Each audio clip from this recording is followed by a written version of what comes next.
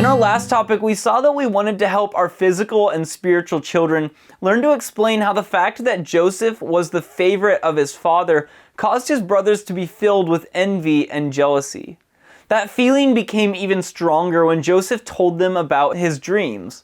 In this topic, we will see that the jealousy of the brothers was so strong they were ready to kill him. Genesis 37:12-16 says, "Then his brothers went to feed their father's flock in Shechem, and Israel said to Joseph, 'Are not your brothers feeding the flock in Shechem? Come, I will send you to them.' So he said to him, 'Here I am.' Then he said to him, 'Please go and see if it is well with your brothers and well with the flocks, and bring back word to me.' So he sent him out of the valley of Hebron, and he went to Shechem. Now a certain man found him, and there he was wandering in the field. And the man asked him, saying, 'What are you seeking?' So he said, 'I am seeking my brothers. Please tell me where they are feeding their flocks.'" Here we see that at times the flocks would be fed quite a distance from where the family was living. Shechem was about 40 miles north of Hebron. Later they traveled still another 20 miles further north. Jacob wanted to make sure the brothers were all doing well. As a result, Jacob reminded Joseph that his brothers were feeding the flock in the area of Shechem and asked Joseph to go and see that everything was going well, both for them and for the flocks. As we saw in an earlier topic, Simeon and Levi had killed all of the men of Shechem several years earlier and taken their wives and children as captives. Jacob may have had a concern that the people of the surrounding area might take revenge for what Simeon and Levi had done. In addition, anyone who has flocks and herds of animals has a concern for the animals. Joseph obeyed his father and left the region of Hebron and went to the area of Shechem. However, he could not find his brothers or the flocks. Then a man from that area found Joseph wandering in a field. The man began to talk with Joseph and asked him what he was seeking. Joseph explained that he was looking for his brothers. He asked the man if he knew where his brothers were feeding their flocks. We will see that the Lord had led the right man to the field where Joseph was wandering to answer the question of Joseph. One of the things we have seen several times in the book of Genesis is that the Lord led various people to the people who could answer their questions. That had happened to the servant of Abraham when he went to look for a bride for Isaac. The same thing happened when Jacob went to Haran to look for the family of Rebekah. Here the same thing now happened to Joseph. This time the Lord brought the man to Joseph as he wandered in the field. Genesis 37:17-20 says, "And the man said, 'They have departed from me, for I heard them say, let us go to Dothan.' So Joseph went after his brothers and found them in Dothan. Now when they saw him afar off, even before he came near them, they conspired against him to kill him. Then they said to one another, 'Look, the dreamer is coming. Come therefore, let us now kill him and cast him into some pit, and we shall say, some wild beast has devoured him. We shall see what will become of his dreams.'" Here we see that this man had heard his brothers say that they were going to take the flocks to the area of Dothan. That was an area about 20 miles north of Shechem. The fact that this particular man had happened to walk by at the very time they were talking about moving the flocks to Dothan shows how the Lord worked to put the man in the right place at the right time to hear the brothers of Joseph when they decided to go to the area of Dothan. Then the Lord had brought that same man to the field where Joseph was wandering. This is a reminder of the fact that the Lord is very concerned about the little events that happen in our lives. Romans 8:28-29 tell us, "And we know that all things work together for good to those who love God, to those who are called according to his purpose.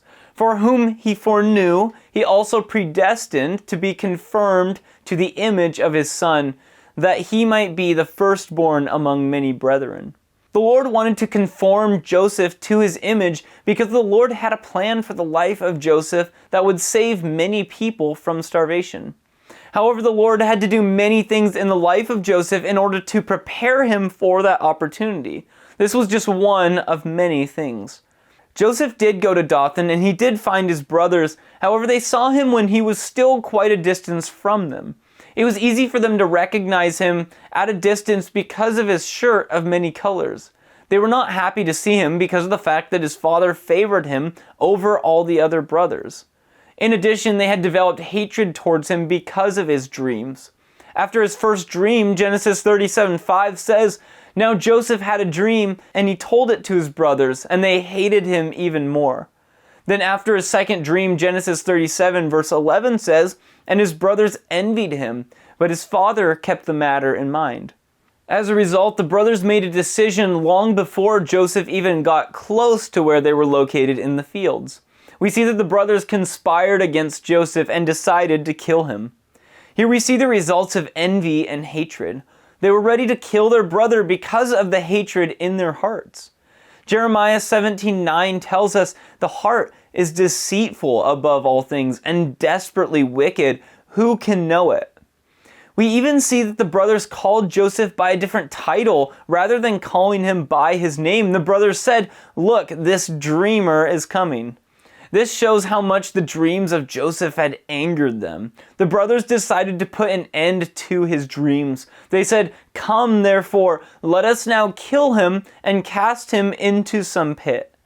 Here we see that the brothers were ready to commit murder and then hide the evidence by throwing the body into a pit. In fact, before Joseph even got to them, he had already decided what they would tell their father. They planned to tell their father, "Some wild beast has devoured him."